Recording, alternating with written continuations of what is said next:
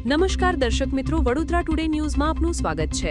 વડોદરા શહેરના રાવપુરા ટાવર 4 રસ્તા ખાતે જાહેરમાં મારામારી કરી સુલે શાંતિનો ભંગ કરતા ઈસમોનો વિડીયો વાયરલ થયો હતો।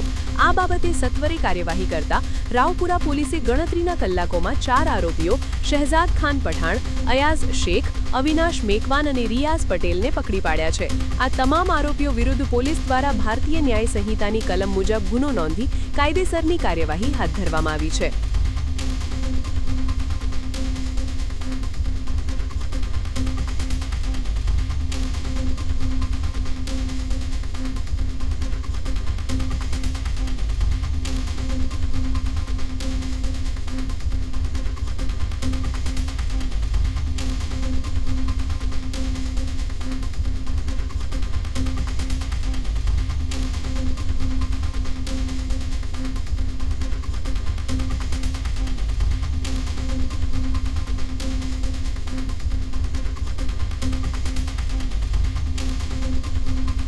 આવા જ તમામ લેટેસ્ટ અપડેટ માટે જોતા રહો વડોદરા ટુડે ન્યૂઝ।